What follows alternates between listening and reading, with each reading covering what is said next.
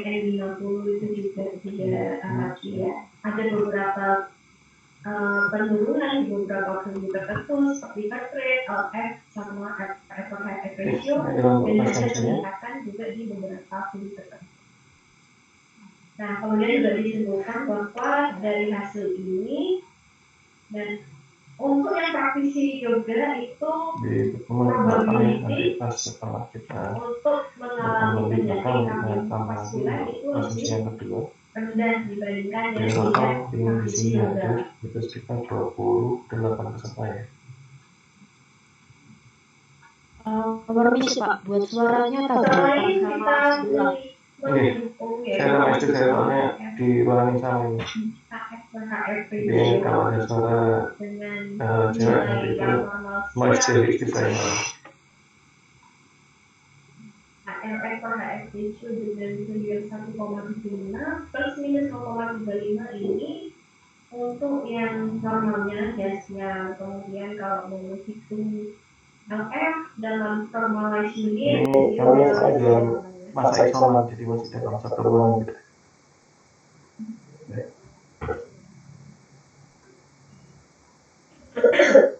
Tapi untuk suara saya jelas ya, kalau saya ngomong.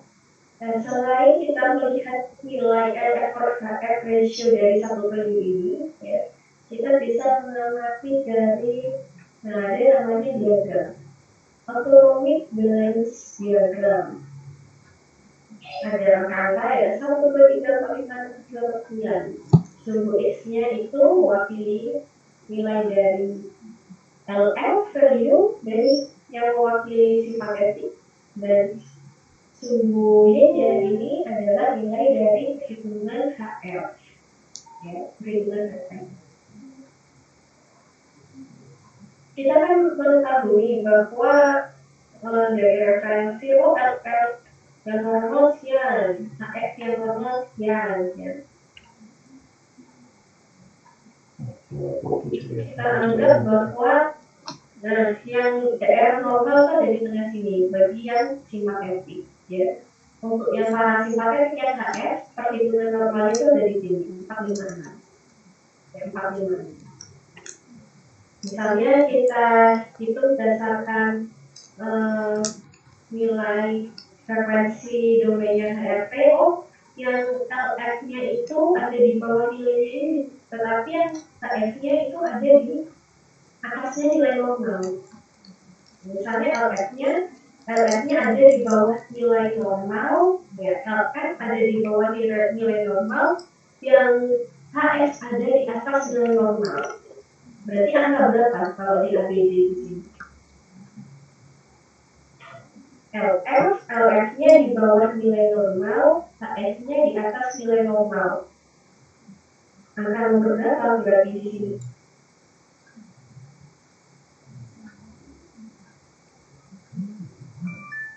Yang normal ini ya, LF itu yang tengah 258, dan F itu yang normal 456. Nah, setelah kita hitung, ya LF-nya di bawah nilai 50, HF-nya di atas nilai normal, berarti ada di angka berapa? Di sini di angka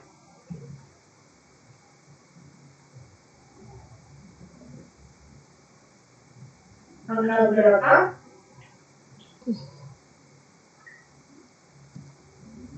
Ada 7 ya. Jadi ada di angka 7. Dan setiap angka ini itu ada hari ini kita nanti akan membahas untuk industri revolusi 4.0. Teknologi cerdas di dalam industri 4.0 tersebut. Ini salah satunya ya, yang enak dibaca itu di situ itu. Nah, ini silakan juga. Dan ini ada ininya ya, ada keterangannya. Ini angka 7 itu kan low sama high, tadi kan SNS-nya rendah, nah ini rendah, dan ini tinggi. Itu artinya angka 7. Nah, ini ada hasilnya. Yang kolom ini interpretation dan recommendation. Jadi melakukan recommendation. Apa interpretasinya? Untuk yang fungsi simpatetik itu this is not very difficult pattern.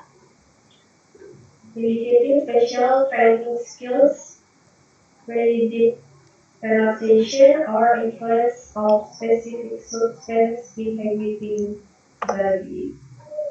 Ability to maintain adequate sympathetic function level. Nah, ini masih ditoleransi ya, masih ditoleransi. Ini ada rekomendasinya. Your goal is to help your body gradually to increase its current low level of sympathetic and move towards restoring body's autonomic balance.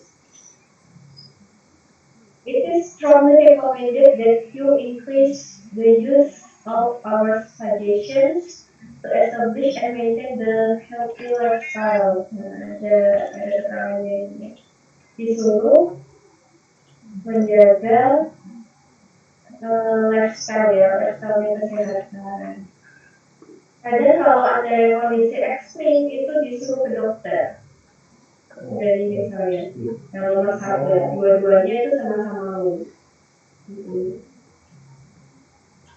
It is recommended to consult your doctor, to konsultasi ke dokter. Kadang juga ada tulisannya yang kamu stres gitu.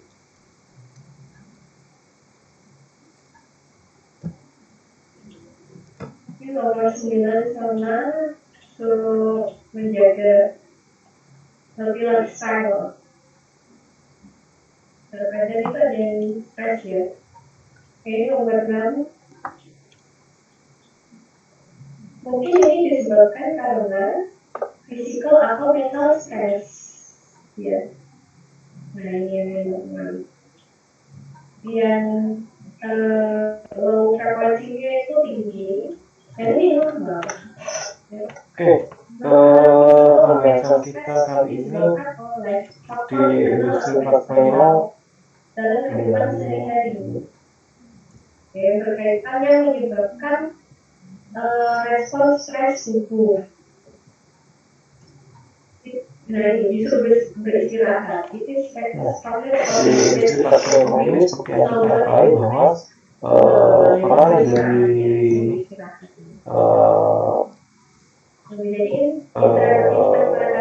kerjasama buatan menjadi penting karena kerjasama buatan dipakai untuk melaksanakan atau mewakili beberapa kegiatan yang biasanya dilakukan oleh manusia secara umum. Nah, kalau dilihat dari aplikasinya, pertama dari aplikasi yang jelas ada di beberapa bidang. Yang pertama adalah bionik, musik, dan musik-musik yang masih berurusan dengan biologi, musik biologi menghadirkan mesin. Jadi ada biologi dan organ-organ dari manusia yang digunakan dalam proses perkembangannya. Kemudian untuk internet ini bisa digunakan untuk digital marketing sama e-commerce, travel, digunakan untuk auto drive dalam pemasaran atau intelligent traffic monitor dalam masalah penerbangan, dan robotik ini biasanya untuk automation, entah itu mulai dari menyapu, menyiram, dan lain sebagainya. Finance paling banyak banking, insurance, asuransi, sama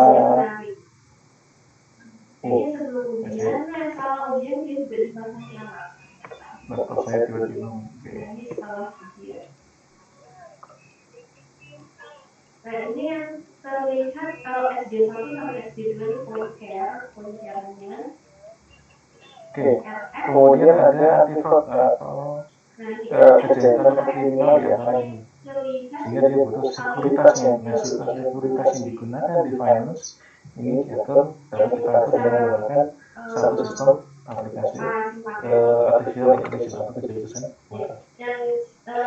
Kemudian dari agregator yaitu dari sistem tanam ada manajemen sistem sama peralatannya, bagaimana sistem untuk penanganannya atau peralatan yang dibutuhkan seperti apa, maka sistem aplikasi cerdas ini dapat kita terapkan.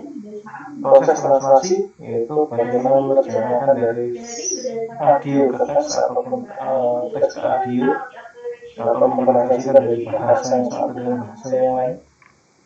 Ini juga membutuhkan satu kecerdasan buatan. Backend di sini ada media imaging, kemudian medical record management. Media imaging salah satunya ada seperti citra yang kita dapatkan dari ronsen dan sebagainya. Itu media imaging. Media record management seperti robot yang banyak sekali sekarang digunakan saat ini di daerah Eropa sana Jepang menggunakan robot sebagai alat bantu untuk bedah, untuk melakukan pembedahan secara satuan mikrometer. WTS Development, intelijen farmasi, ini adalah salah satu contoh di mana terdapat artificial intelligence dalam kesehatan. Kemudian manufaktur itu ada di industri robotik sama production. Itu kita bisa menggunakan metode yang sederhana, yaitu dengan visualisasi dari apa sih kecerdasan buatan itu sebenarnya? Jadi kalau kita lihat di sini ada beberapa istilah yang namanya digunakan. Kalau kita lihat dari bahasanya, maka satu kecerdasan buatan seperti yang disampaikan oleh Profesor John McCarthy dari Stanford University, itu adalah suatu bidang ilmu di mana dia mengkaitkan antara konsep dan metode yang disimbolkan oleh komputer dan diproseskan satu ilmu pengetahuan untuk digunakan dalam proses inferensi. Itu yang dilakukan oleh yang dimaksud oleh kecerdasan buatan yang dimaksud oleh Profesor John McCarthy. Nah, AI ini dapat dimodelkan untuk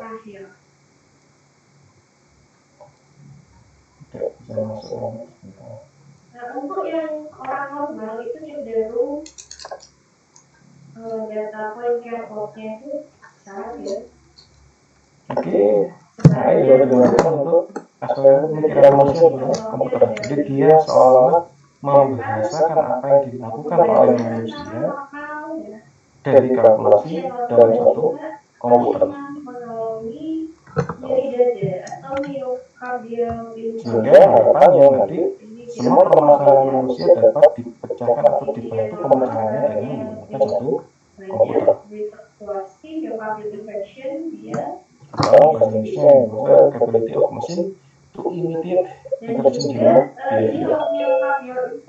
Itu cirinya adalah morfologi ST-nya kadang itu naik, kadang itu turun ya, kadang itu elevation, kadang itu elevation. Nah, kalau kecerdasan buatan secara definisi ini adalah bagian dari ilmu komputer yang mempelajari bagaimana satu mesin komputer dapat digunakan untuk melakukan satu pekerjaan yang baik dilakukan oleh manusia,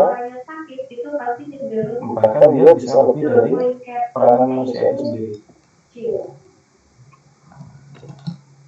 Nah, jadi kalau diamati berdasarkan kita ambil ininya ya, precat plot dari sini, itu kita ambil Jadi sekarang jawaban tadi yang kayaknya adalah mata yang mengenal masing-masing dari manusia dan mesin-mesin agar dapat menunjukkan perilaku manusia atau imitate human behavior. Asimov desain buatan merupakan satu kawasan penelitian aplikasi instruksi yang terkait dengan pemrograman komputer menemukan satu hal dalam pandangan manusia yang ada suatu yang namanya satu yang cerdas. Rekema studi tentang bagaimana membuat satu komputer melakukan hal yang dapat dilakukan lebih baik dari satu manusia. Ensiklopedia Britani merupakan cabang dari ilmu komputer yang mengklasifikasikan pengetahuan lebih banyak menggunakan suatu simbol-simbol daripada bilangan dan memperoleh informasi berdasarkan metode heuristik atau dengan menggunakan sejumlah aturan. Itu adalah dasar-dasar dari kesimpulan kenapa kok pengertian dari kecerdasan buatan adalah soal membuat satu mesin yang dimana dia mempelajari pola kehidupan manusia dan membuatnya lebih baik.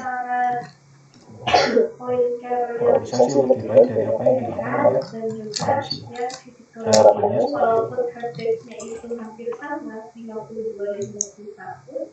Beberapa tipe intelligence yang dipetakan oleh Mark. Yang pertama adalah di area naturalis. Naturalis ini adalah di area lingkungan hidup kita sehari-hari. Maka dia mencoba memahami kehidupan segala sesuatu yang ada di kehidupan dan bagaimana mempelajari satu karakteristik dari alam ini sendiri. Kalau dari musik, dia memilah suatu suara dari pitch, tone, rhythm, dan timbre. Bagaimana kita bisa membaca satu suara tersebut menjadi satu pitch, tone, rhythm, dan timbre. Dalam logika matematika adalah bagaimana sih kita mengkalkulasi segala sesuatunya dan membuat suatu hipotesa terhadap sesuatu kegiatan yang ada di alam. Jadi semua yang ada di alam ini dikalkulasi secara matematika. Yang adalah sebagai intelligence. Eksistensiali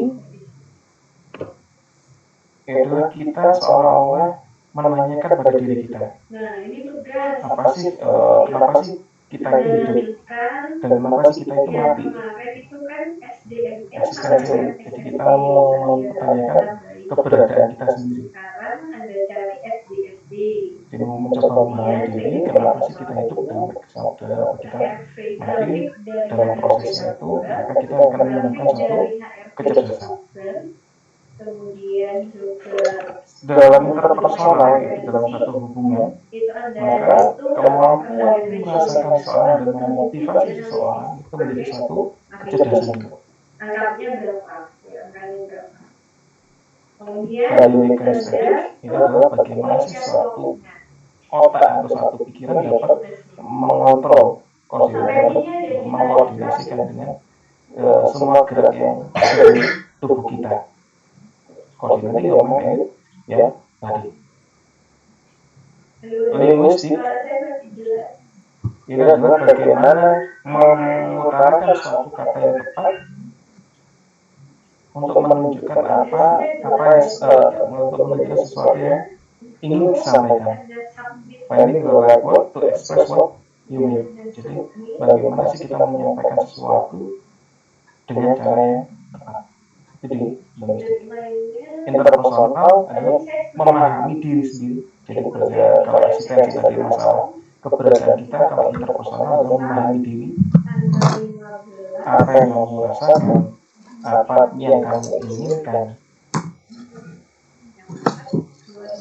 apa yang akan kamu lakukan. Jadi benar-benar untuk memahami diri kita sendiri. Untuk spasial adalah bagaimana sih kita itu membentuk suatu atau kita menerjemahkan apa yang ada di alam dalam satu bentuk 3 dimensi. Ini yang diadakan sebagai intelligence. Jadi dalam masing-masing kita, seorang dikatakan cerdas dengan konsepnya masing-masing.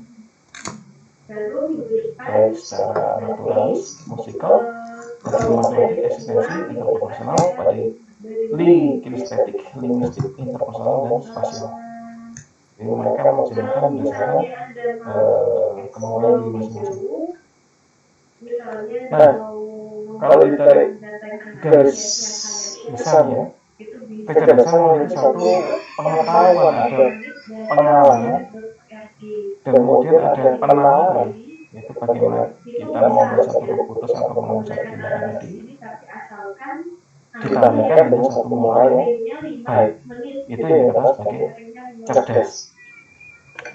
Nah, sama halnya dengan manusia, agar mesin dapat bisa cerdas, maka mesin juga harus diberikan suatu pengetahuan atau kemampuan untuk menalar. Iya, sampai poin catwalk. Tapi semuanya ini nggak butuh algoritma yang mesin bisa diberikan sekarang kita menambahkan satu pengetahuan atau kemampuan dalam menalar. Oleh karena itu saya sebagai yang sebelumnya, kalau mau bermain di aplikasi teknologi cerdas, maka ada kecerdasan di situ sehingga kita tidak bisa memutuskan secara singkat atau secara personal mengenai aturan yang ada, sehingga logika pasti yang apabila tidak ada pengalaman atau tidak ada kepakaran di satu bidang tertentu, maka sistem pasti tidak menjadi sistem yang cerdas, bahkan bisa menjadi sistem yang memberikan keputusan yang salah karena sangat-sangat subjektif. Yang minimal dalam belajar cerdas harus ada learning, harus ada pembelajaran agar mesin mendapatkan suatu pengetahuan dan kemampuan penalaran terhadap suatu permasalahan. Sehingga untuk bagian yang dipakai untuk aplikasi cerdas yang pertama adalah knowledge base, yaitu fakta-fakta atau teori hubungan satu dengan lainnya. Jadi berkaitan antara satu dengan yang lainnya adalah knowledge base. Kemudian yang kedua adalah motor inferensi, inference model engine, yaitu kemampuan menarik kesimpulan berdasarkan satu pengetahuan. Jadi keterkaitan antara satu dengan lain itu seperti apa? Dari basic knowledge tadi.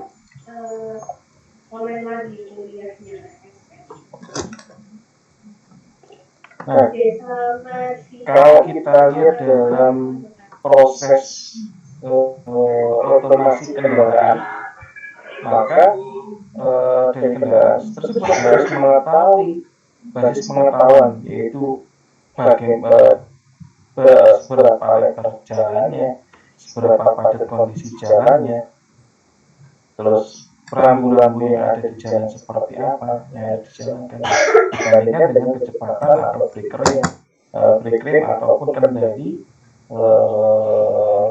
setir yang digunakan untuk otomasi kendaraan tersebut. Sehingga untuk sistem ini harus tersedia dua hal, yaitu terjadinya satu masalah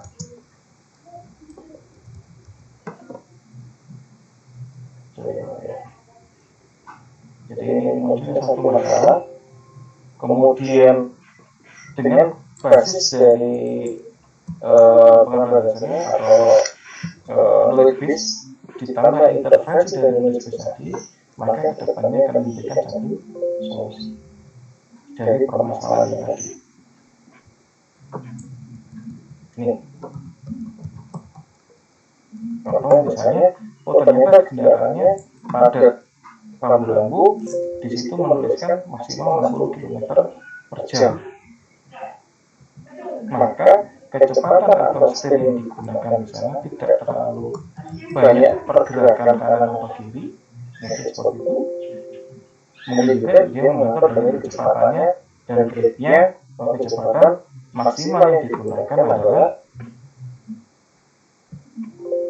maksimal kecepatan yang digunakan misalnya kalau di situ 60, kendaraannya padat, maka maksimal harus sekitar 60. Jadi tidak bisa lebih dari 60. Kalau lebih padat lagi, maka bisa kita menurunkan kecepatan di arah 30 ataupun 40. Kurang lebih penggambaran atau solusi yang diberikan terhadap pengetahuan dasar dan keterkaitan antara kondisi jalan, kondisi rambu-rambu, terus kondisi dari kendaraan. Ini kita sebagai mesin inference. Dari pengetahuan dasar tersebut dikaitkan dengan mesin inference, maka dari masalah yang ada kita dapat memunculkan satu solusi.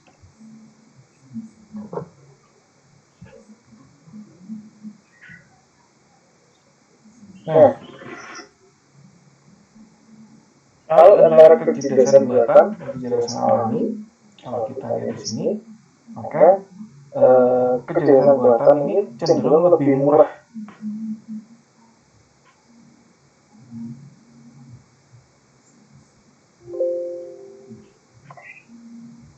Kenapa? Ini adalah sistem yang kita buat.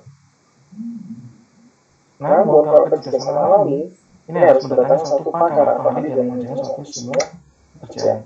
Biayanya jauh lebih mahal.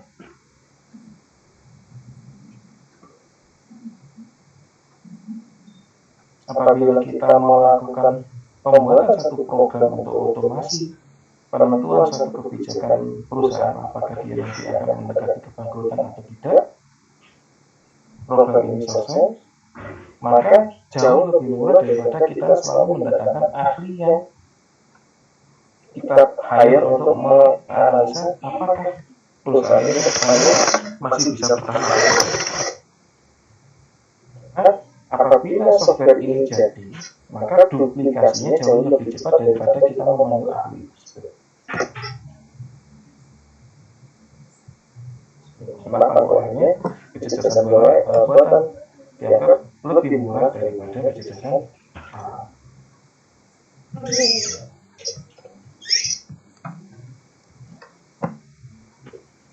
Kecerdasan buatan sifatnya permanen karena dia basisnya adalah dari suatu pengetahuan yang dilakukan ekspresi, pengetahuan dari knowledge base. Kemudian kalau kecerdasan alami, dia cenderung lebih cepat perubahannya. Dia adaptasinya sangat cepat. Kecerdasan buatan mudah untuk diaplikasi, namun untuk kecerdasan alami ini membutuhkan proses, karena ada proses transfer keilmuan antara ilmuwan yang satu dengan yang lain. Tapi kalau duplikasi dari kecerdasan buatan cepat. Karena apa? Karena software yang kita buat atau piranti yang kita susun atau yang kita rak itu dapat dengan mudah diduplikasi. Kalau kos atau biayanya, jauh lebih murah daripada dengan alam. Karena sifatnya permanen, maka dia lebih konsisten keputusannya. Sedangkan kalau dari kecerdasan alami sering berubah, bisa jadi pada waktu itu dia lapar atau dia tidak lapar. Itu memiliki keputusan yang berbeda atau relatif berbeda. Kecerdasan buatan gampang didokumentasi karena data-datanya ada. Kecerdasan alami akan sangat susah didokumentasi karena benar-benar bersifat pada persoalan, bersifat secara subjektif.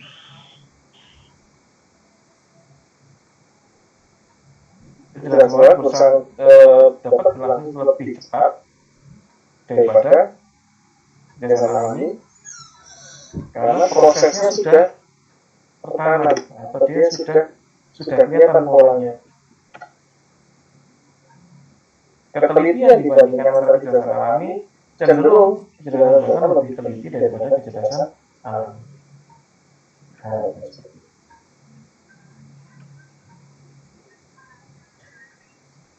Nah, perkembangan kecerdasan buatan dimulai dari 1642. Jadi kalau kita lihat dari sejarahnya, kecerdasan buatan sendiri itu bukanlah hal yang baru. 1942 mulai dasar dari kecerdasan buatan, di mana pertama kali terjadinya satu kalkulasi mekanik. 1942.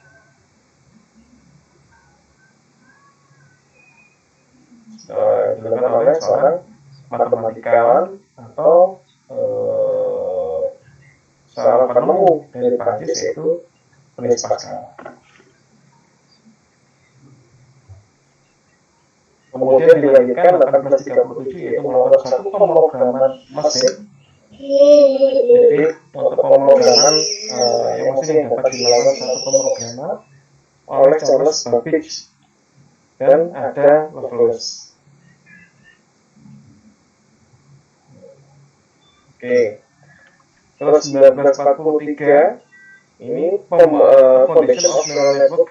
Jadi ini penggagasan pertama kali neural network adalah 1943. Sehingga ilmu neural network bukan ilmu yang baru, tapi sudah cukup lama dan pengembangannya saat ini sudah sangat banyak.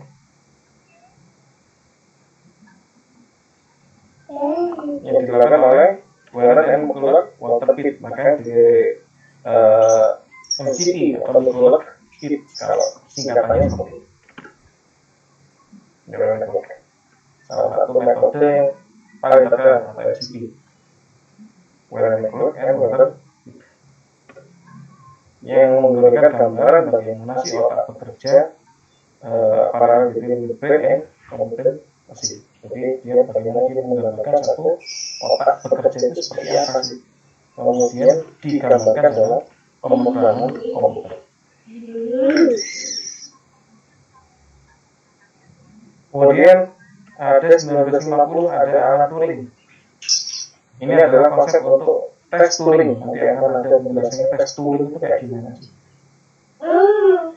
Untuk mengetes seberapa bagus intelijensia dari satu mesin. Jadi kalau adik pernah dengar dulu ada pertandingan antara komputer dengan Grandmaster catur. Nah itu proses dari salah satu proses dalam Turing. Artificial intelligence disampaikan dalam satu konferensi menjadi topik yang hangat yaitu pada tahun 1955. 1965 Alice Natural Language Program atau Alice Handle ini mulai dibuat. Ini salah satu penggagas atau program pada waktu untuk pembuatan atau pembesaran neural artificial intelligence. Kemudian 1980 ada Edward Feigenbaum membuat satu sistem expert. 1997 melakukan ada dari Gary Kasparov membuat Deep Blue Beat. Jadi ini adalah pembuatan program catur. Kemudian 2002 Aerobot India, ini adalah satu vakum cleaner untuk membersihkan ruangan.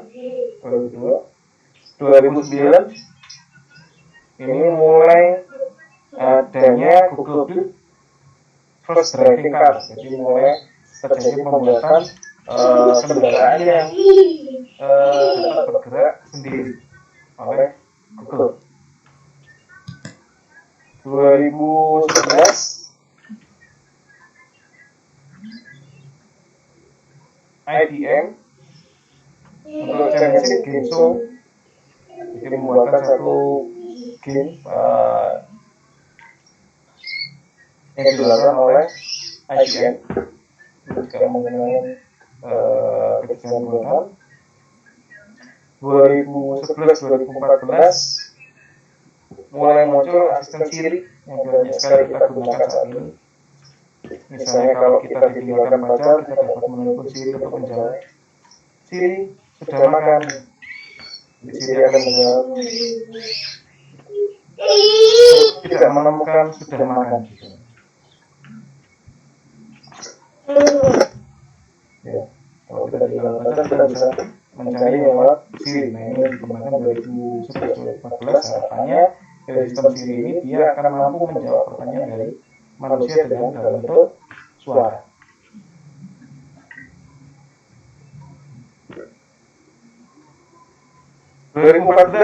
Ian Goodfellow mengembangkan generatif adversarial network atau GAN. Jadi dia mengembangkan satu jaringan piranti yang ditanamkan satu kecerdasan buatan ya.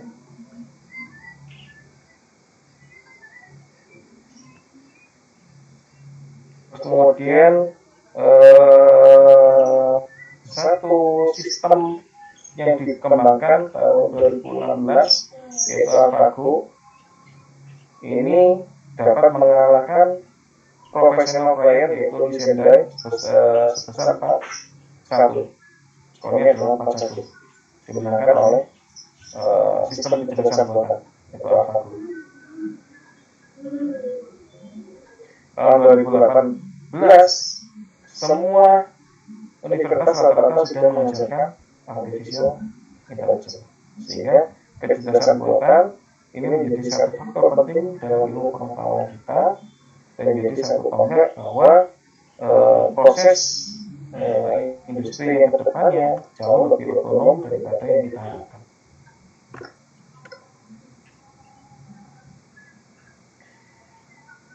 Artificial intelligence adalah memperhatikan mimik atau menggambarkan satu pola. Jadi kalau kita lihat yang di gambar yang atas ada gambar robot berdiri dan robot sedang tidur, dia menggambarkan satu pola saat manusia itu berdiri dan saat manusia tersebut tidur.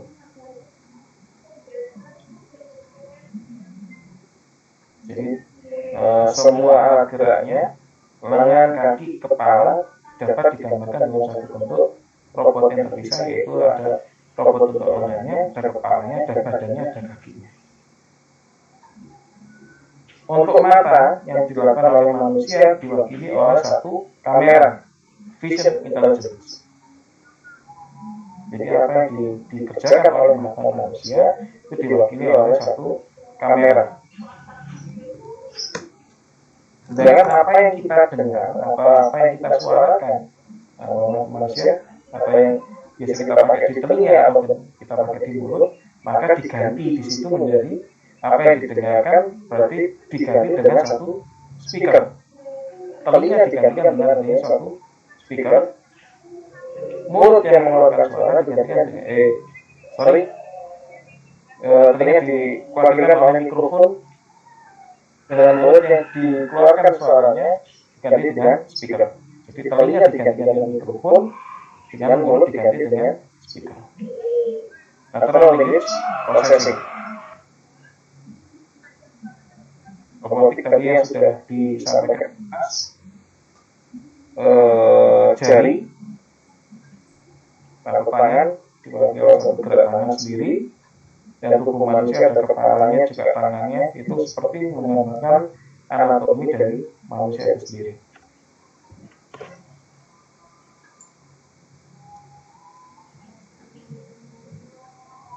Nah, kalau kita lihat pola historinya dari AI sendiri, 1940 itu pembuatan satu model komputer, kemudian langsung lanjut 1950 computational statistik. Jadi proses statistik mulai dikomputasikan 1950. Kemudian pertengahan 1950 munculnya machine learning. Nah, akhirnya setelah muncul machine learning, barulah 1956 lahirlah artificial intelligence. Pertengahan 1960 maka natural language processing di bagian mengenal satu proses penyampaian suatu data. 1960 mulai jalan dari computer vision, yaitu dia mulai menggunakan kamera. 1970 akhirnya 1970 adalah pembuatan robotik. Data mining and data science sekitar 1990 sampai tahun 2000 dan awal 2010 pembelajaran dengan deep learning.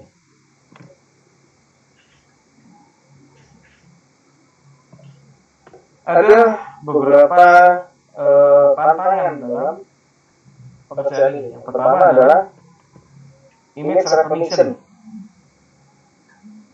Kalau kita lihat dari visionnya, motion analysis, scene reconstruction, rekonstruksi dari satu gambar yang patah apa yang cacat kita rekonstruksi ulang, atau misalnya kita dapat resolusi gambar yang rendah ingin kita detailkan, maka itu dikatakan sebagai scene reconstruction. Motion analysis adalah analisa gerak atau perubahan gambar per satuan second atau bahkan sampai satuan mikrosecond ataupun di bawahnya lagi. Jadi perubahan gambar dalam satuan waktu, itu motion analysis. Image restoration, jadi kalau tadi scene reconstruction dia mengembalikan lagi. Image restoration ini adalah kita membuatkan lagi dari gambar yang rusak. Kalau dari natural language processing, yang pertama adalah automatic speech recognition. Jadi dia mengenal apa yang kita katakan ke dalam bentuk tulisan dan gambar. Yang saat ini sudah banyak sangat maju sekali. Kalau kita lihat minimal yang ada di sekitar kita adalah Google Translate ya, atau Google Speech Recognition. Natural language understanding, dia memahami bahasa yang digunakan sehari-hari. Natural language generation, NLG, kalau kita pakai di Google, kita nggak tahu cara pengucapannya, kita dapat menekan natural language generation, dia membangkitkan suara. Kita menuliskan, kita bangkitkan suara. Text to speech, ini adalah TTS, ini pengembangan dari natural language generation. Ini membangkitkan suara dari tulisan yang ada. Dari bidang robotik, tantangan yang pertama adalah sumber daya yang lebih baik, yang efektif, yang optimal. Robotic sensing, yaitu kemampuan dalam robotik dalam merasakan sensasi dari luar, entah itu suara, entah itu hawa atau suhu, entah itu rasa.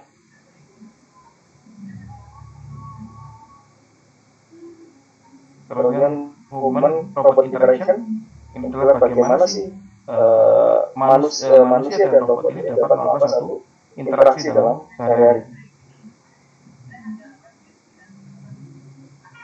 Robot locomotion ini adalah bagaimana robot ini melakukan satu gerakan atau berpindah dari satu tempat lain ke tempat berikutnya.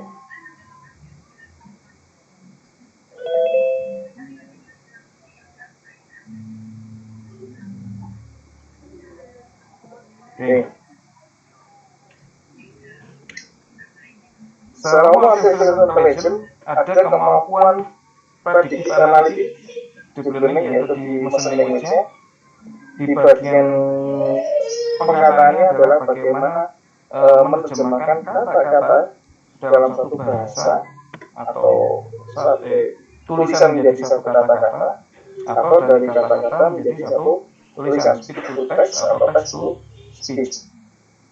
Television adalah bagaimana dia mengenali suatu gambar, image recognition, sama mesin vision.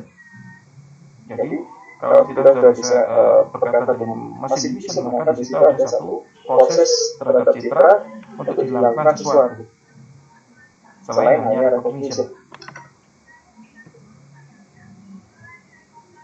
NLP, Natural Language Processing, mulai dari klasifikasi, translasi, data ekstraksi, kemudian ditambah lagi ke export system, ditambah dengan planning optimization, yang terakhir adalah robotik.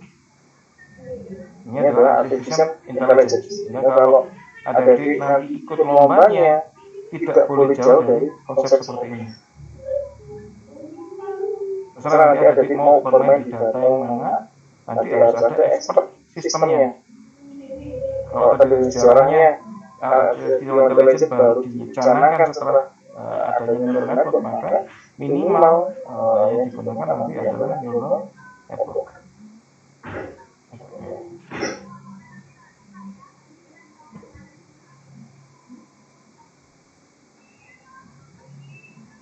Banyak sekali aplikasinya yang kita terapkan: virtual personal assistant, natural language processing, deep learning, simulation modeling, machine translation, machine learning, robotics, robotic, Internet of Things, image analytics, graph analytics, audio analytics, and visualization. Nanti ada yang tertutup ini adalah look analysis.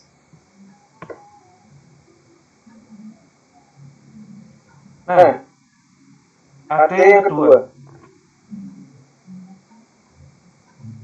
Jadi kalau dari definisi maka kita membagi dalam dua. Ada acting, ada thinking.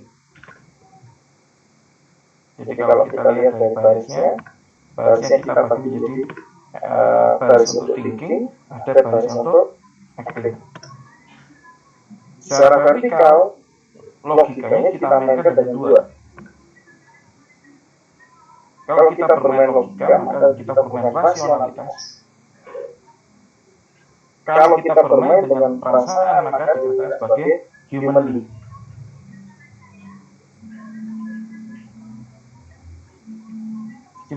Dia mempunyai satu rasa. Sehingga kalau thinking humanly adalah exciting being able to make computer think, machine with mind, in the full of literal of sense.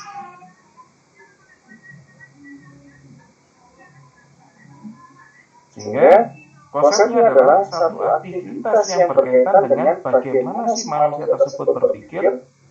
Beraktivitas itu seperti melakukan pengambilan keputusan atau pemecahan suatu masalah dan pembelajaran. Itu bagaimana thinking humanly, atau bagaimana seorang manusia itu berpikir.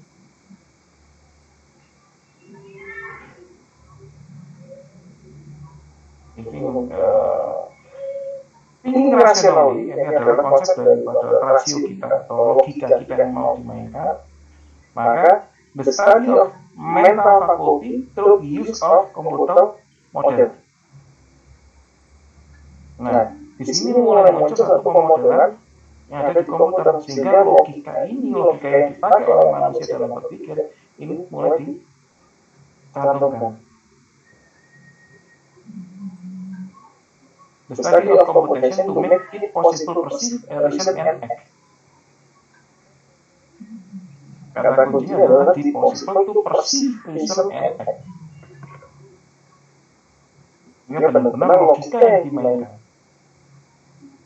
Bagaimana seseorang itu bisa mengambil tindakan, mempunyai satu alasan, atau dia mengambil satu kesimpulan.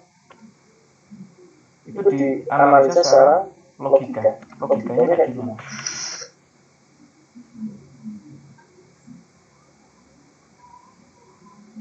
Acting humanly, jadi dia mencoba memberikan perlakuan mesin tersebut seperti seorang manusia yang pada umumnya.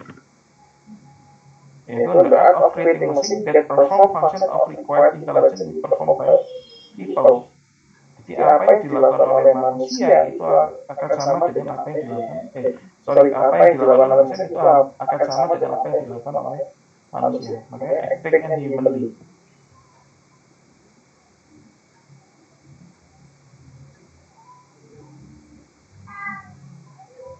Atau pemahaman dari Rich and Mike 1991 dan satu pembelajaran bagaimana satu komputer melakukan sesuatu di mana pada saat itu adalah seseorang tersebut menjadi orang yang dipelajari tersebut itu posisinya lebih baik, di mana orang tersebut lebih baik dari satu komputer. People are better. Yang bagian terakhir kembali bawah kanan sendiri, acting rationally, maka setiap tindakan itu mulai, kalau tadi ada thinkingnya, ada bagaimana berpikirnya di konsep logika, sekarang tindakannya itu di konsep secara logika. Computation intelligence is study of design of intelligent agent.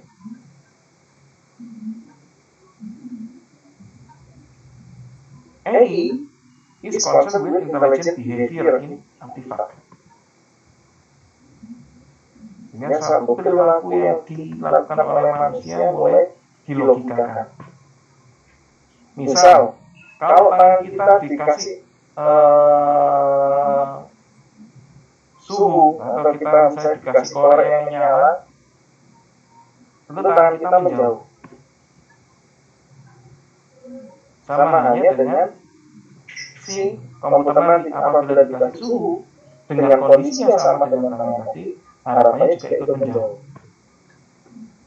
Dan acting rasional, jadi ada alasan logika di mana kalau suhu segini itu adalah suhu di mana misalnya suhu 57 itu sudah sangat panas bagi manusia. Jadi suhu 57 itu sudah mohon ambang bagi manusia untuk lagi memegang. Kalau 40 Anda masih gedes, kalau masih bisa dipegang. 40, 57 itu lebih ini. Jadi kalau Anda sudah memegang lagi itu di atas 55 derajat.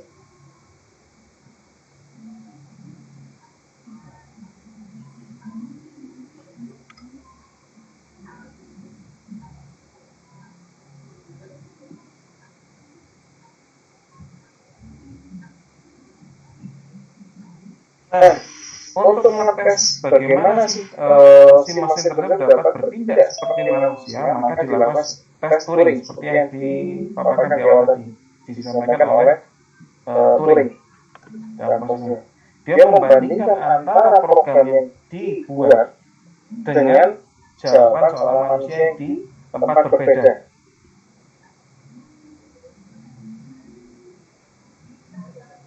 Nah, si penanya ini apa yang melakukan integrasi atau dia melakukan analisa tadi itu melihat apa yang dilakukan oleh manusia dan apa yang dilakukan oleh mesin, apa jawaban yang diberikan oleh manusia dan jawaban yang diberikan oleh mesin, relasi atau persamaan dari keduanya seperti apa.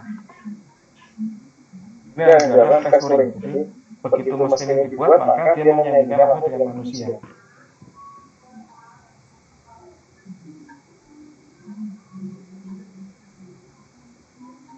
Metodologi proses enable communicate in English. Ini masih dasar di bahasa Inggris yang zaman dulu. Knowledge representation story in nose and ear. Automated reasoning to use stored information to answer question and to draw the new conclusion. Automated reasoning. Machine learning to adapt new circumstances and to detect and extrapolate pattern. Extrapolate pattern ini adalah pengembangan dari pengenalan pola.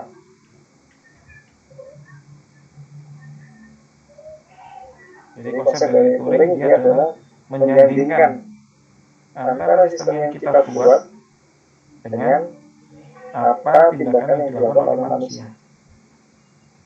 Nah, ini yang gambar sebagai Turing test, di mana yang memberikan pertanyaan adalah seseorang dengan menggunakan pakaian kuning.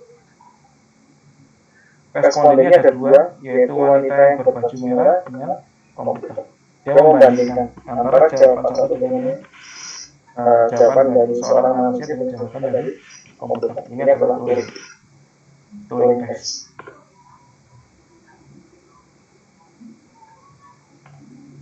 Oke, fondasi kecerdasan buatan yang pertama dari keilmuannya adalah dari filosofi. Jadi filosofi adalah melogikakan apa yang dilakukan oleh kita. Logic method of reasoning meant as physical system foundation of learning, language and rationality. Jadi dia melogikakan apa yang dilakukan oleh manusia dalam melakukan pembelajaran, dalam melakukan satu bahasa, atau dia melakukan satu rasionalitas, atau dia berpikir secara rasionalnya itu dilogikakan. Filosofi. Matematik ini adalah memulai komputasi dari si logika tadi. Formal representation and proof algorithm. Computing undecidable and practicability and probability.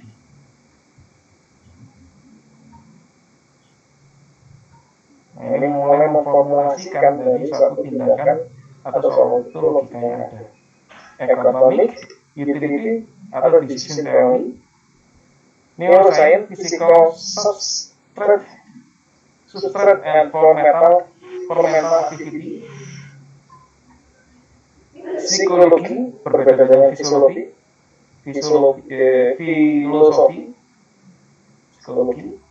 Kalau psikologi berarti satu fenomena perception, bagaimana kita persepsi kita, and motor control, bagaimana kita mengatur perilaku kita, dengan satu teknik eksperimen atau fenomena of perception and motor control experimental technique. Yang terakhir adalah computer engineering. Ini adalah bagaimana kita membuat satu komputer tersebut dapat bekerja secara cepat. Control theory, design system that maximize an objective function over time. Linguistik, sebagai knowledge base-nya, knowledge representation and grammar.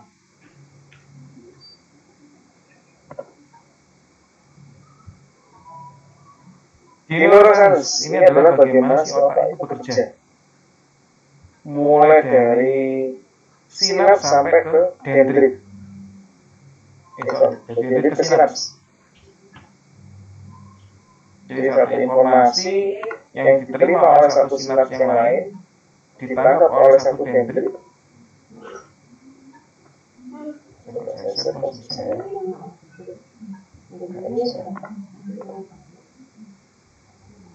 Jadi kalau kita lihat di sini ada dendrit, ada sel badi, ada nukleus, ada akson. Ini ada batang tubuh dari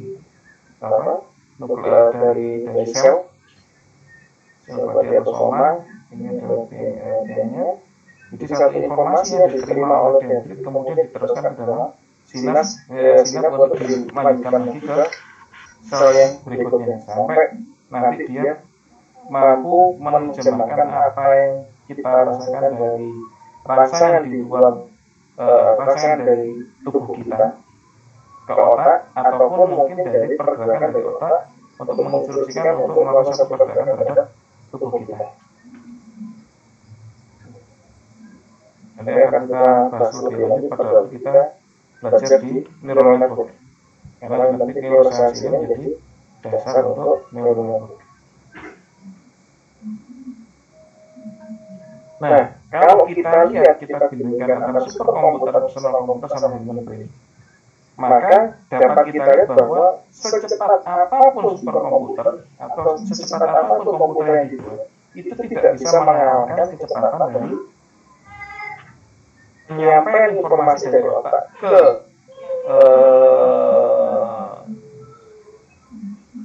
sistem gerak tubuh ataupun dari sistem rangsang tubuh ke otak,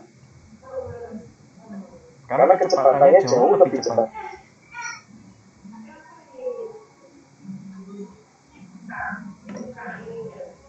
Human brain sekitar 10⁻11 neurons, CPU hanya 10⁻4 atau 10⁻12 buat transistor. Sinaps juga sama, titis dan sebagainya, sehingga di sini mereka akan mulai mengembangkan bagaimana sih kemampuan tadi jauh lebih cepat daripada otak, karena dari operasinya maka human brain ini masih jauh lebih cepat, yaitu sekitar 10⁻17 yang bisa melakukan 10⁻17 operasi satu kegiatan per second.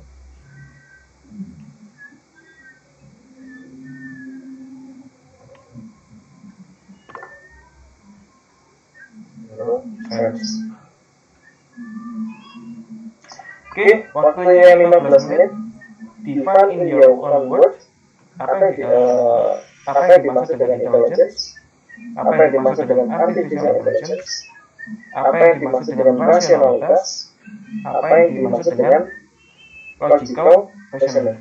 Waktunya 15 menit. Saya bagikan dari classroom ya.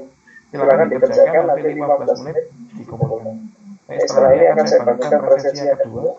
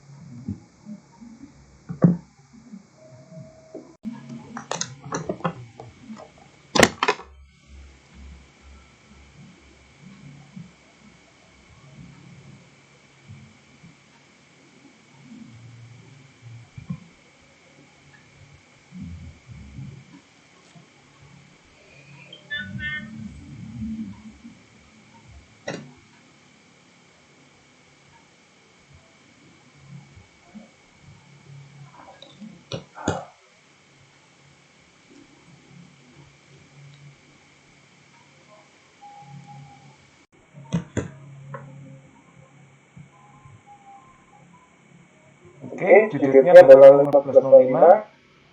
Hari ini juga tanggal 11. Cut off-nya 15.10. Hari 15.10 kita lanjutkan lagi perkuliahannya sebentar.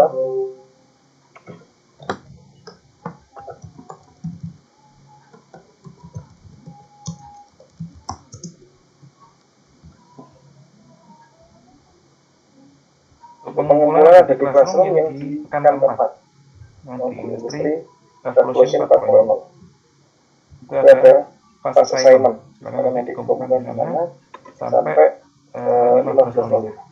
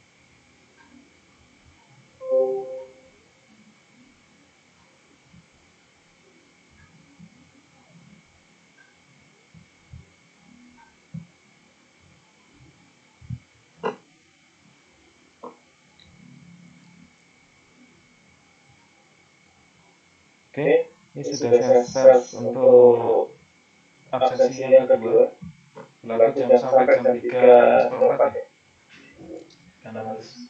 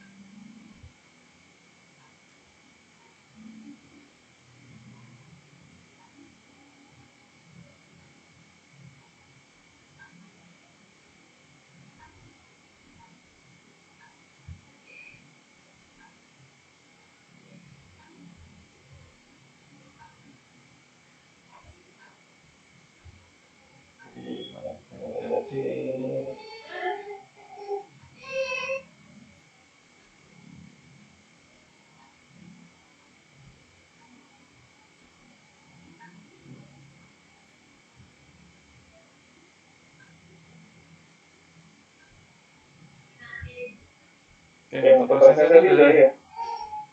Proses yang kedua, kodenya udah dicek. Saya teruskan materinya.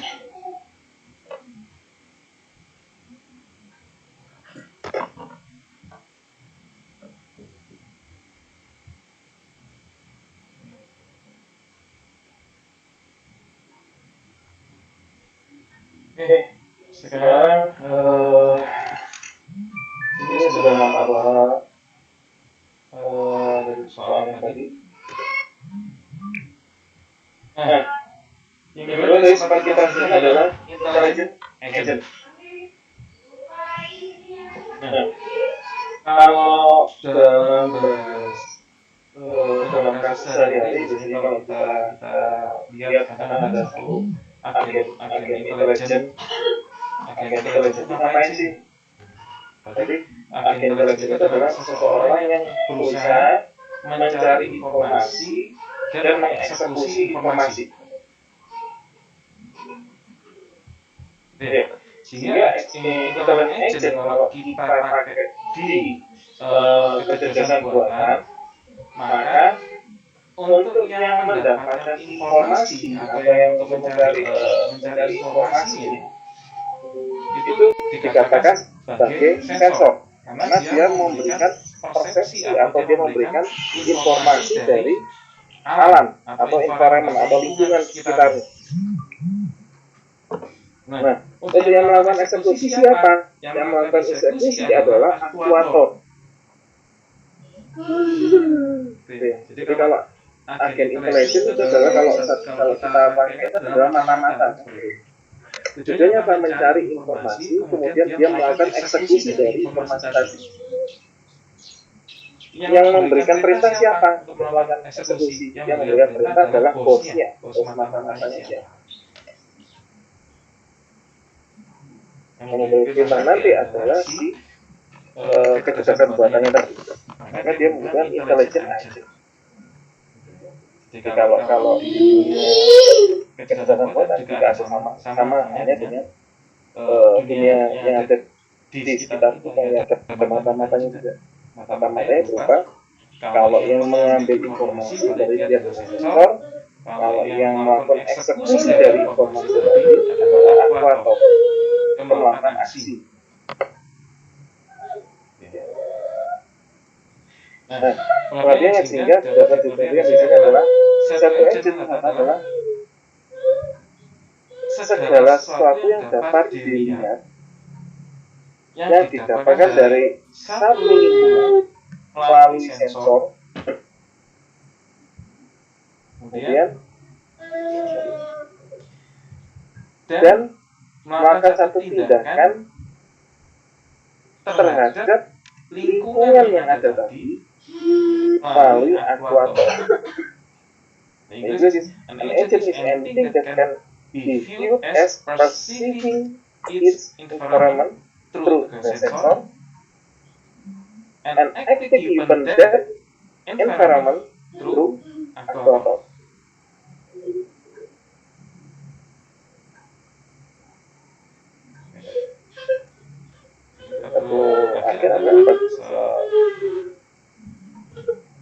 Segala sesuatu yang nampaknya adalah mengambil informasi yang ada di alam, kemudian melalui satu sensor atau nanti melakukan aksi ke alam melalui satu aktuator.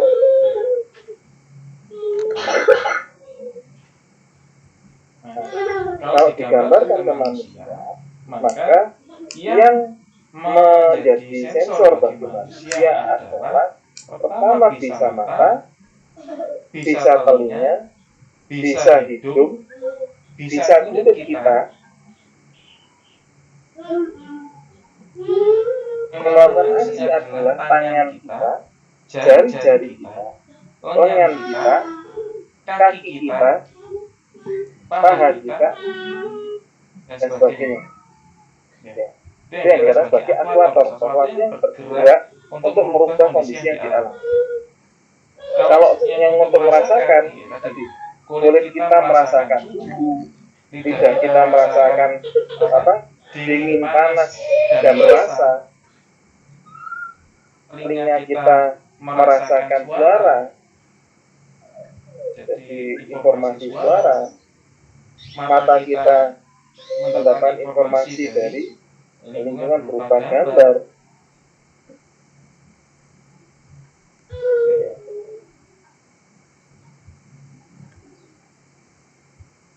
Dan seterusnya. Itu adalah sensor. Jadi segala informasi yang kita dapatkan dari lingkungan yang kita rasakan itu adalah sensor. Tapi kalau kita melakukan sesuatu di luar dengan kapasitas kita, itu dikatakan seperti aktuator. Itu tangan kita, kaki kita, jari kita. Bisa jadi mulut kita keluarkan suara. Itu adalah aksi. Itu juga aktuator. Nah, namun di sini dari agen-agen yang ada itu nanti akan dilakukan analisa.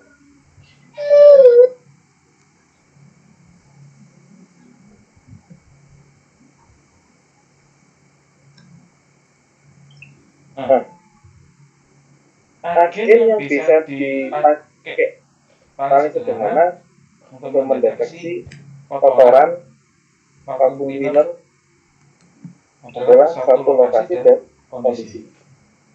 Vakum cleaner as an agent. Jadi satu vakum cleaner itu bisa menjadi agen untuk kita melakukan aksi. Wadah kotoran di sana, lokasinya di mana, kondisinya gimana? Oh, kotor sekali, oke, vakum cleaner karena untuk menyedotnya.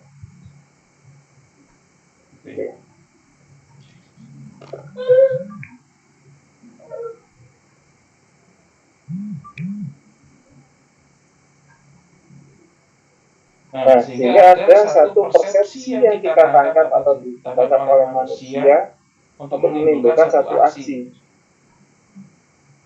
Misalnya kalau A itu ke kanan, B ke kiri. Maka kalau A bersih,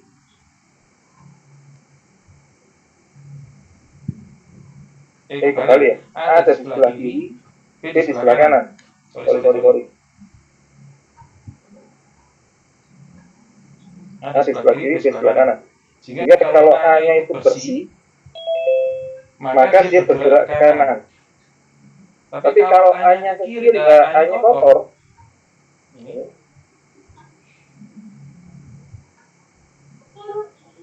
jadi kalau A ini ada di sebelah kiri, di sebelah kanan, maka kita lihat kondisinya. Kalau bersih, maka dia bergerak ke kanan, dia bergerak ke kiri. Tapi kalau kotor, maka sedot sak. Jadi di A itu kalau misalnya di sini kotor, oke sedot. Nah, tadi kan kalau B berada di sebelah kanan. Oh, ternyata B itu bersih, maka dia bergeraknya ke kiri. Tapi kalau B itu kotor, maka sedot. Nah, kemudian dia lihat lagi. Sebelah kiri itu bersih, dia bergerak ke kanan. Terus dilihat lagi, kirinya bersih, dia muter lagi ke kanan. Belok lagi ke kanan. Nah, kalau yang di sini, A itu bersih, dia bergerak ke kanan. Ini. A itu bersih, dia bergerak ke kanan. Kemudian dia menemukan bahwa itu kotor, maka langsung sedot.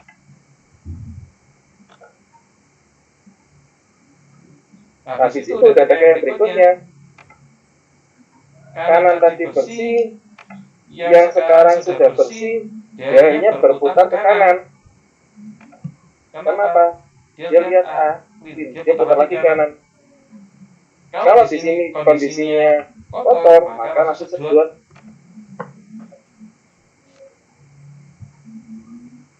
Dengan konsep dua sisi ini tadi, maka si vakum cleaner dapat melakukan satu proses pembersihan. Oke, 15.30.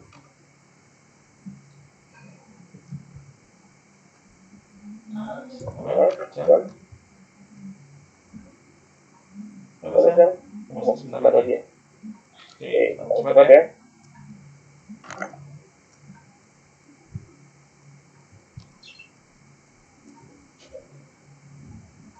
Nah, ini yang menjadikan satu intelijen menjadi satu intelijen yang baik atau buruk, atau dia malah bukan cerdas tapi jadi bodoh.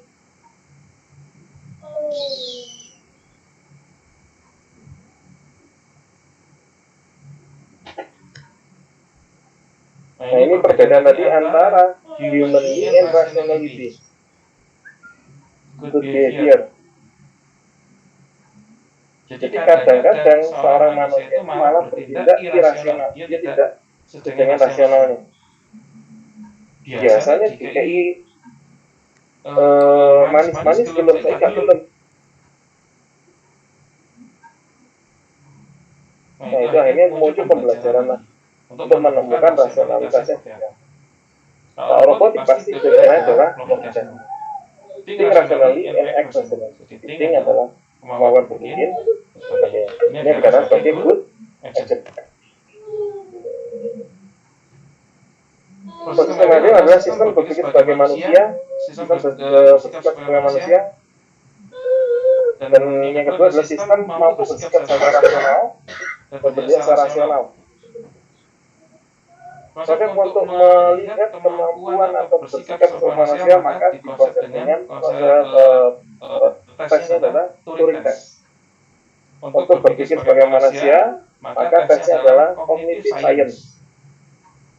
Untuk berpikir rasional, maka dengan menggunakan logical approach atau pendekatan logika.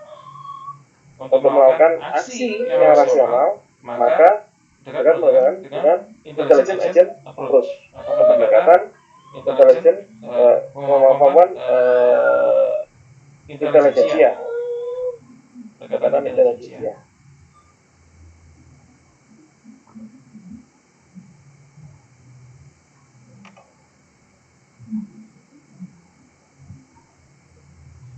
Agent-type medical diagnosis, performance instrument, how patient response, program patient hospital, ini adalah salah satu contoh penerapan agent dan deskripsinya. Yang pertama adalah pasien hospital staff, aktuatornya adalah digital equation, sensornya adalah keyboard dan seterusnya. Satelit image, ada performance yang diukur adalah correct image-nya, kemudian environment-nya adalah data dari satelitnya, learning from orbiting satelit. Aktuatornya adalah dia dapat memberikan gambaran dari gambar kategorinya. Sensornya adalah warna dari array pixel dan seterusnya. Tugas dari adik berikutnya adalah nanti silakan buat sistem agent type, performance measurement, environment, actuator and sensor yang dibutuhkan dengan tema yang ada di usul. Karena ada sudah menemukan temanya nih, sudah dapat datanya nih. Nah, sekarang mulai dilihat tuh agent type-nya apa, performance measurement-nya apa, environment-nya kayak gimana, actuator-nya apa, sensornya apa. Ya, kira-kira.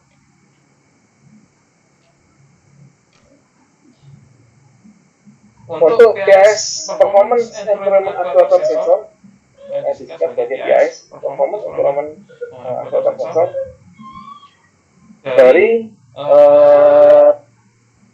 kendaraan taksi otomatis. Performance yang dinilai adalah keamanannya, tujuannya, keuntungannya, profitnya, legalitasnya, dan kenyamanannya.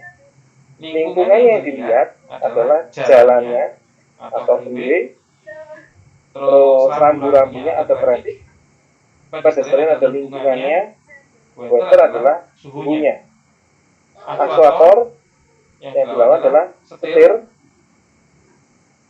terus untuk accelerating itu adalah untuk gasnya, brake untuk remnya, horn untuk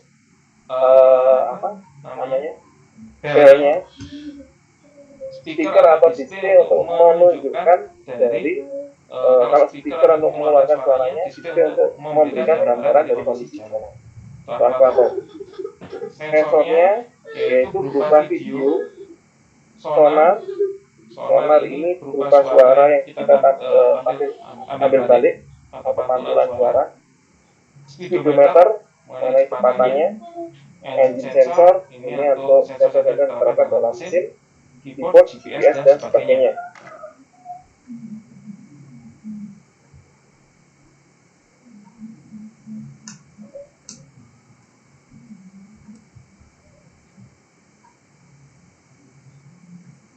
Nah, job artificial intelligence kita adalah fungsinya adalah sebagai program yang mengimplementasikan agen function untuk mapping dari masing-masing persepsi. Jadi masing-masing persepsi terhadap satu aksi. Jadi kalau kita gambarkan gini, agen function from percept expression action dapat kita bandingkan ada satu hubungan antara satu fungsi dari persepsi ke aksi. Persepsi ke action. Nah, ini yang menentukan adalah si artificial intelligence. Sekarang jam berapa, Dik? 14. Oh, kurang banget ya? Sedikit. Drawing.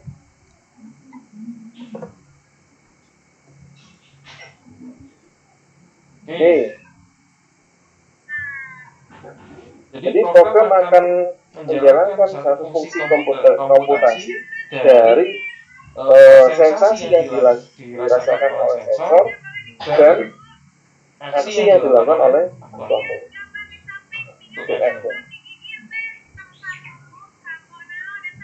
Nah, dengan demikian dari agen-agen yang ada, dia dapat memberikan satu konsep learning. Ada data training, ada permasalahan, kemudian bisa memberikan satu jawaban dalam prosesing modelnya. Jadi perception terdiri dari sensornya, dan sensor.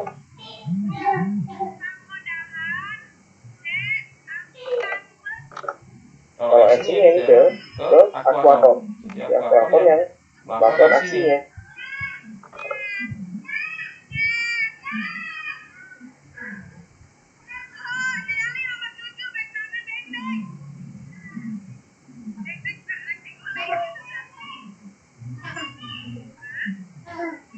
Dari semua yang ada, maka data-data tadi, data-data sensor dilakukan untuk set data training dan seperti konsep problem dilakukan dengan pembelajaran banyak modul sehingga nanti akan memberikan jawaban yang sering kita jawabkan, maka nanti diteruskan oleh modul ke action.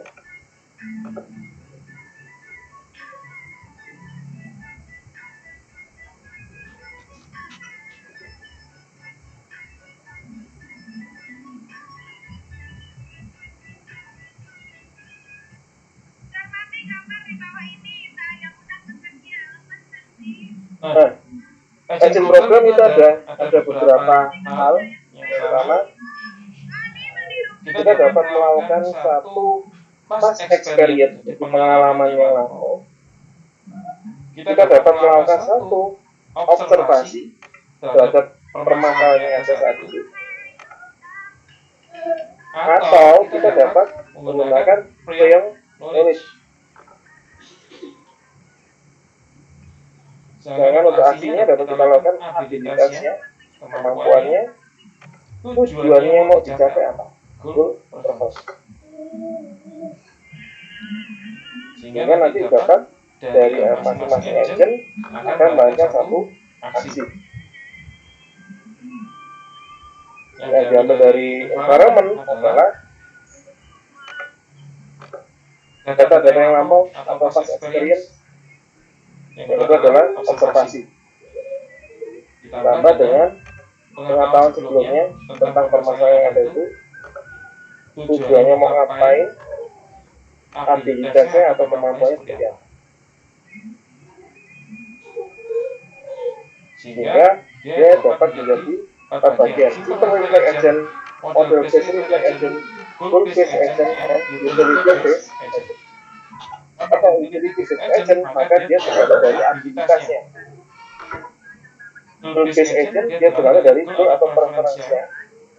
Model based agent dia tergantung dari prior knowledge Past observasi dan past experience.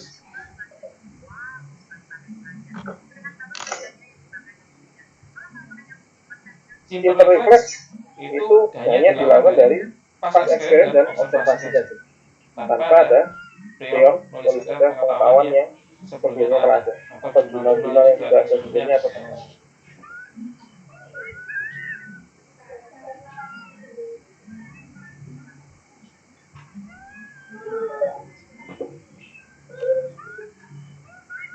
Oke, ini salah satu gambaran untuk simple reflex action.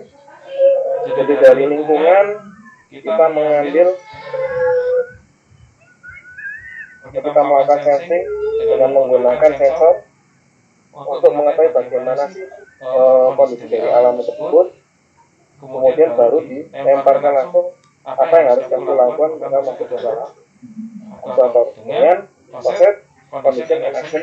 Kalau kondisinya begini, artinya ini adalah simple reflex. Jadi hanya kondisi yang lampau seperti apa, past experience sama observasi yang dilakukan di simple reflex. Model base reflex ini ada konsep prior knowledge. Prior knowledge di mana? Kita lihat dari konsep itu tadi. Kondisi saat ini bagaimana? Terus peranan lingkungan yang lain bagaimana? Apa yang harus aku lakukan? Nah, ini ada prior knowledge.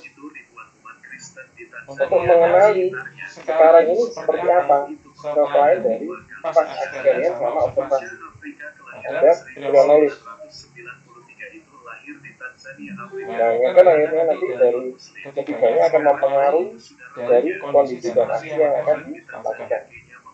Dengan bayi ajaib yang mampu berbicara berbagai bahasa seperti Arab, Inggris, Prancis, Italia, dan Swahili. Ia pun pandai berterjemahan Al-Quran ke berbagai bahasa. Ada umpan balik. Jadi kalau yang tadi adalah kita pakai condition and action, kalau di sini kita pakai goal and preference. Goalnya kayak gimana sih? Targetnya kayak gimana? Dia berbeda di situ. Di usia 5 tahun ia mahir berbahasa Arab, Inggris, Prancis, Italia, namun di goal ini karena di sini konsep kontrolnya juga usia bisa bicara dengan berbagai bahasa tanpa harus dari diajarkan. kondisinya. Dan begitulah sedikit kisah dari saya. Semoga dapat Apa yang kita lakukan apabila dan semoga saya melakukan satu aksi A? Ada kontrol prosesnya. Kalau tadi tidak. Kalau misalnya saya lakukan ini nanti jadinya kayak gimana? Sesuai dengan tujuan apa enggak? Goal based action.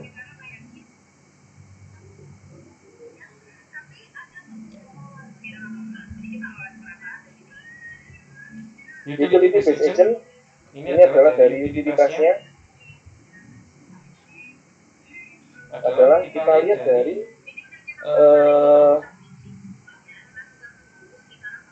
penambahan dari variety aja ini start state. Seberapa puas kalau misalnya menerapkan ini contohnya ada di utility. Oke, ini bedanya ya. Oke,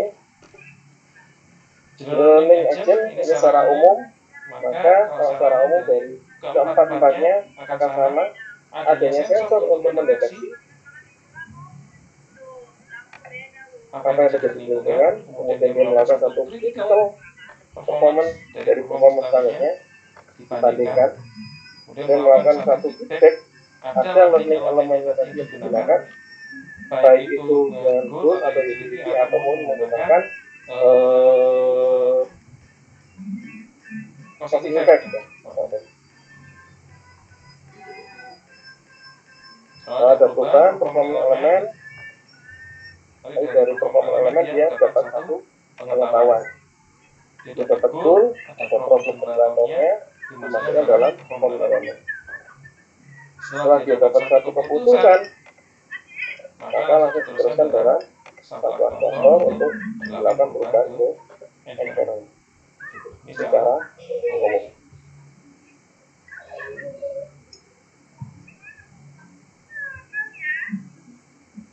Oke, demikian pertemuan kita kali ini. Nanti setelah jam kuliah terakhir jam berapa ya?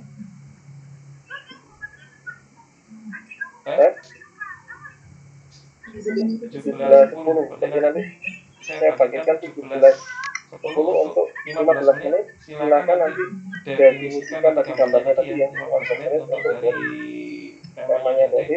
Simple refleksnya seperti apa, model bisnisnya kayak gimana, goal bisnisnya seperti apa, utility bisnisnya seperti apa.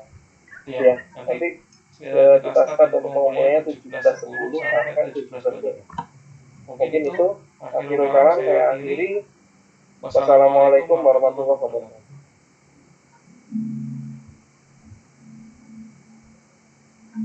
Oke, apa saya akhiri. Nanti di Classroom ya, nanti 17.10 ya. Jam 5.10 ya. Iya, Pak.